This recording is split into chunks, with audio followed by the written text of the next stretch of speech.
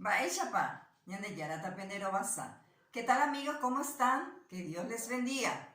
Continuando con nuestras lecciones, los verbos según su variabilidad, hoy tenemos verbos unipersonales. Ay, botapeyesare koshereje, quiero que me atiendan. Ñeeteba y abateiba, que significa verbos unipersonales. Concepto. Umiñe eteba, oñemosusuba, aba, bohapyhápe año, hapapyteíme. Hakatu herañe'ẽ oimeraẽva. Omombe'u mba'e oikóva térã ojehúva. Umi ára rehe oikóva térã upégui oúva. Que traducido quiere decir, los verbos unipersonales son aquellos que se conjugan exclusivamente en la tercera persona del singular, que sería en jae, y con sujeto indeterminado. Son aquellos verbos que indican fenómenos atmosféricos naturales. Tembiaishana, ejemplos.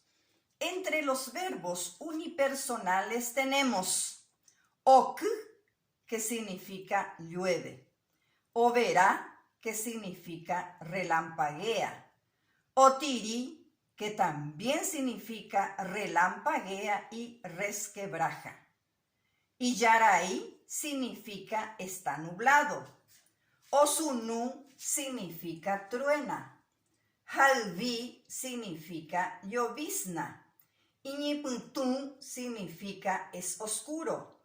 Otuku significa gotea. Tembiaishara, ejemplos. Agüerupm mocoñe eyoayu. Les traigo dos oraciones. 1. Petein ok tuishaiterei koape, que traducido quiere decir llueve muchísimo aquí. La número 2, mocoin y yarai haiñipytumba okape, que traducido quiere decir está nublado y muy oscuro afuera. En estas dos oraciones, los verbos ok y yarai iñipytumba está acompañado de complementos, siendo el sujeto de los mismos indeterminado. Así termina nuestra lección de hoy. Ya bebé.